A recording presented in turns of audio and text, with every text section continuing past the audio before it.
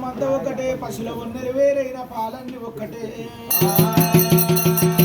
విద్యలకు మొదలు విఘ్నేశ్వరుడైన చదువులకు మొదలు సరస్వతి దేవిరా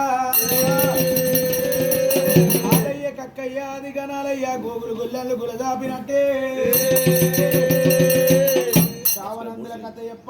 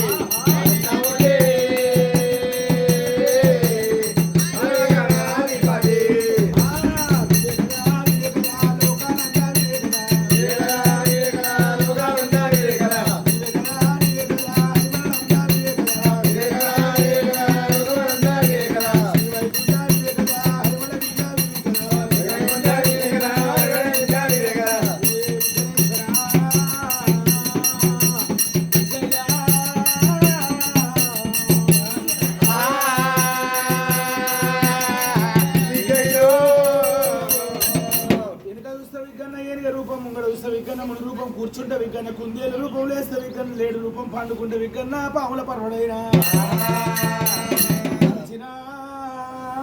విఘ్నేశ్వరుడు నంది రూపమే అటువంటి కనుక నేర్పని కథ చెప్పలేము మాకు నేర్పిన గురువులకు యాగదండమైన పూర్వకాలం నాడు దేవతల కష్ట సుఖాలు ఇలనాటి నర్ర మానవులకు కథలుగా శాస్త్రాలుగా చెప్పుకోబడుతున్నాయి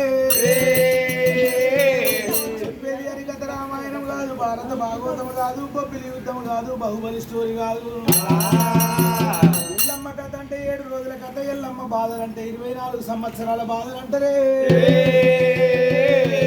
నాడు శంకరుడు కారునెల్ల పుట్టు లోపల బూడిద పోసినప్పుడు కారునెల్ల పుట్టు లోపల కనుకనేమి ఆడవిల్ల అమ్మవారు ఎప్పుడైతే పుట్టినాదో శివుడు దంగమయ్యనే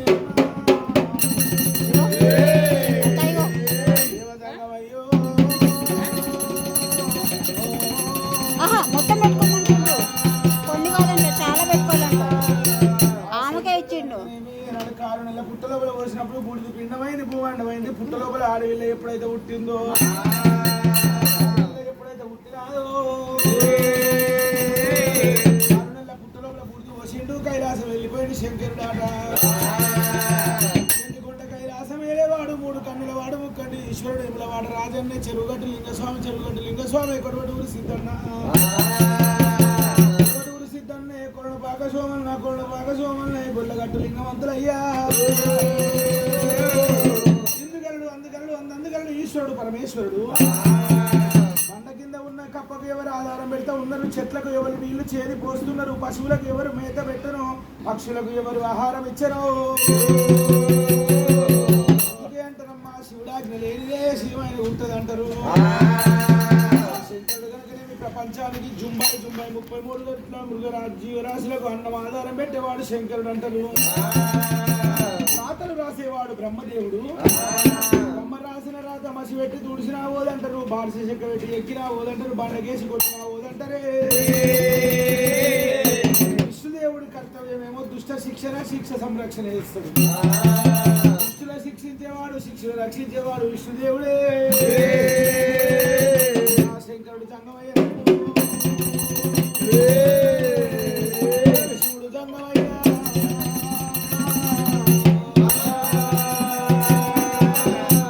శంకరుడు కనుకనేమి బామ పార్వతమ్మ ఇవాళ కనుకనేమి ఎవరెవరు ఏ విధంగా బ్రతుకుతున్నారో చూసే వస్తా అనుకుని కలిసే మంది ఎంతమందో కొలిసే వాళ్ళు ఎంతమందో తొక్కే వాళ్ళు ఎంతమందో మొక్కే వాళ్ళు ఎంతమందో. నందికి 4 గాలు పందికి 4 గాలు. నందినేమో మొక్కుతున్నారు, పందినేమో చీ కొడుతున్నారు, గుళ్ళదేవుడినేమో మొక్కుతున్నారు, తువ్వల రాయినేమో తొక్కుతున్నారే. ఎవరు అటువంటి కనుక కొలిసే వాళ్ళు ఎవరో మొక్కే వాళ్ళు ఎవరో చూసి వస్తారు. బామా పార్వతమ్మ పార్వతమ్మ దగ్గర ఇవాళ ఇల్లెళ్ళిపోవంగా ఇల్లాలు దీవెనంటే చేసుకున్న భార్య దీవెన ఉండాలి.